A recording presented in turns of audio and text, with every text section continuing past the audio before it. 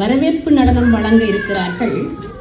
பாரிஸில் சோவியா கலை கல்லூரியில் நடன ஆசிரியராக பணியாற்றியவரும் கலாசுரவி கலையகத்தின் ஸ்தாபகரும் ஜப்பானிய தூதரகத்தால் துன்கா விருது பெற்றவருமான ஆடற்கலை செல்வி திருவாட்டி எரால்ட் யோசிதா பீட்டர் அவர்களின் மாணவிகளான Jovena Andrews, Kamalendra Hanuska, Kamalendra Aswitha, Mahalingam Tanisha, Devarasa Tabitha, Rasanayagam Prathika. Une des danses traditionnelles tamoules nommée Bharatanatyam qui sera présentée par les élèves de Madame Josita Gérard.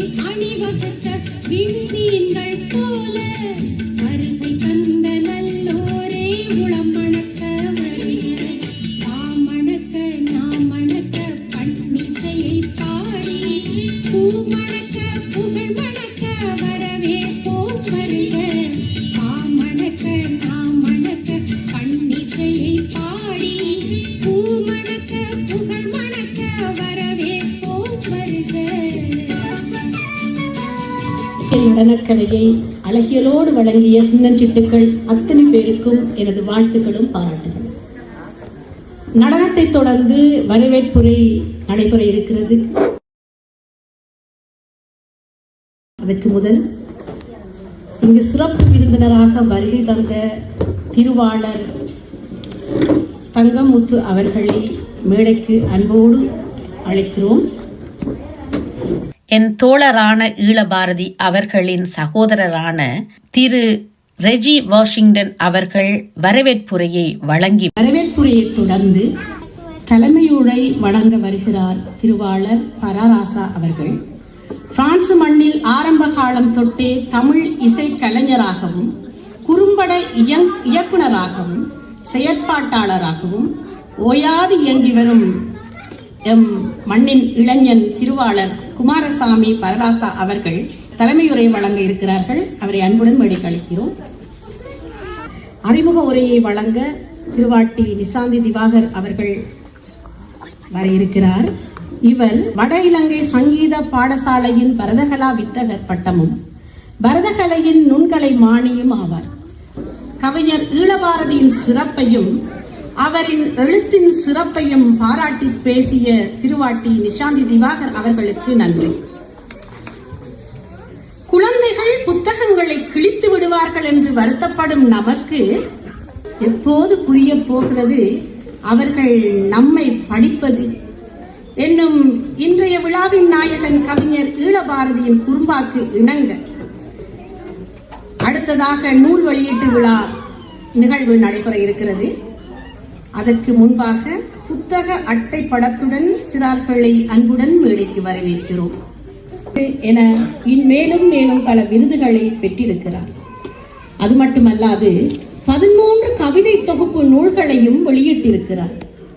இன்றும் உற்சாகமாக செயல்பட்டுக் கொண்டிருக்கும் சிறந்த பேச்சாளரும் கவிஞரும் எழுத்தாளரும் என பன்முக ஆர்வலராக திகழும் திருவாளர் தங்கம் மூர்த்தி அவர்களை இந்நூலை வெளியிட அன்புடன் வேண்டிக் கொள்கிறோம்.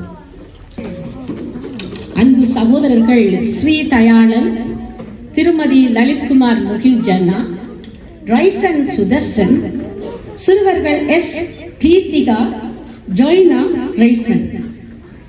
இந்நாடகத்தின் கரு கவிஞர் ஈழபாரதி ஈழபாரதி அவர்களின் கவிதையில் இருந்து எடுக்கப்பட்டிருக்கிறது.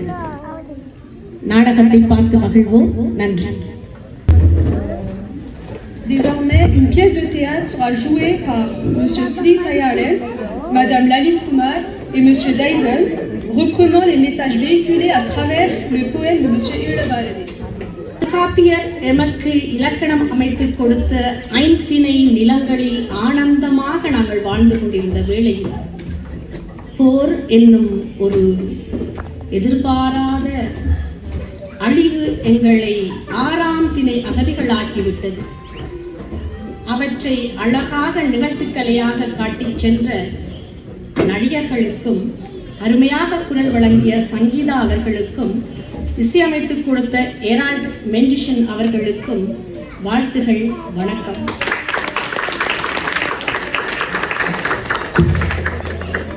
நாடகத்தை தொடர்ந்து வாழ்த்துரை வழங்க மேடைக்கு அன்போடு அழைக்கிறோம் அருட்தந்தை அகஸ்டியன் பிரபு அவர்களை. தமிழகத்தில் மதுரை மாநகரை பூர்வீகமாக கொண்டவர். 2013ஆம் ஆண்டு கிறிஸ்தவ மதத்தின் அருட்தந்தையாக அருட்பொழிவு பெற்றவரும் ஆவார். தற்போது பாரிஸில் கனன் லோ எனப்படும் திருச்சபை சட்டத்துறையில் முனைவர் பட்டம் பெற பயின்று கொண்டிருக்கிறார். சிறந்த சிந்தனையாளரும் எழுத்தாளரும் பேச்சாளருமான டாக்டர் அகஸ்டியன் பிரபு அவர்களை வாழ்த்துரை வழங்க அழைக்கிறோம். பாருங்கள். ஆங்கில இலக்கியம் படித்தவர் தமிழ் இலக்கியத்தை அக்குவேறு ஆணியாக புரட்டி போட்டு சென்றிருக்கிறார். இலக்கியம் என்றவுடன் இன்று எம்மோடு பிண்டி பிணைந்திருக்கும் இலக்கியம் திரைப்படம் தான். அந்த திரைப்படத்தை கூட அவர் தொட மறக்கவில்லை. அதுவும் ஒரு அருட்தந்தையாக இருந்து கொண்டு சங்கர், மாரிமுத்து என இயக்குநர்களின் பெயர்களை உச்சரித்து சென்றிருக்கிறார். அந்த அளவுக்கு இலக்கியம் அவரையும் தொட்டு சென்றிருக்கிறது. இந்த இயக்குநர்களின் இயக்கத்தில் உருவான திரைப்படங்கள் வாயிலாக அவர்களின் எண்ணப்பாடும் உணர்வுகளும் பிறருக்கு போய் சென்றாலும் அந்த உணர்வுகளை அவர்கள் உணர்ந்திருக்கிறார்களா என்றால் பல இயக்குநர்கள் இல்லை. மாரிமுத்து போன்ற சில இயக்குநர்கள் தான் தாம் வாழ்ந்த வாழ்க்கையை இலக்கியமாக படைத்துக் கொண்டிருக்கிறார்கள்.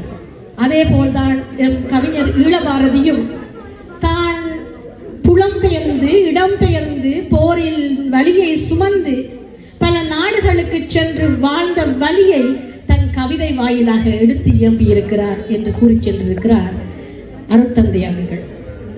அது மட்டுமல்லாது இந்த கவிதை தொகுப்பு மதம் சாராத ஒரு நூலாக, இனம் சார்ந்த ஒரு நூலாக பார்க்க வேண்டும் என்றும் வேண்டி சென்றிருக்கிறார்.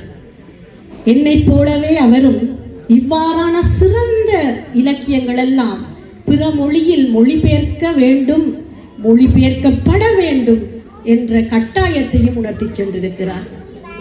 எம்மொழி சிறந்ததுதான், அதற்காக பிற மொழியை நாங்கள் தூற்ற வேண்டாம். இருந்தாலும் எம்மொழி எமக்கு சிறப்பு தான், அதையும் நாங்கள் போற்றுவோம்.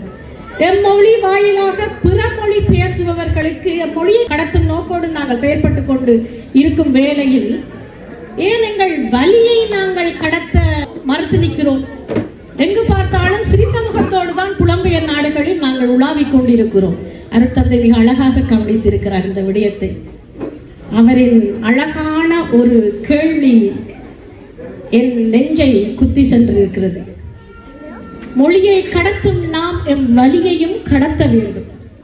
அப்படியாக இருந்தால்தான் நாம் வந்த வழியும் நாம் சுமந்து நிற்கும் வலியும் பிற நாட்டவருக்கும் பிற மொழி பேசுபவருக்கும் புரியும் என்று கூறி இளைஞராக இருந்தாலும் ஆழமான பல சிந்தனைகளை விதைத்து விட்டு சென்றிருக்கிறார் அருட்தந்தை அவர்கள். மிக்க நன்றி அருட்தந்தை அவர்கள்.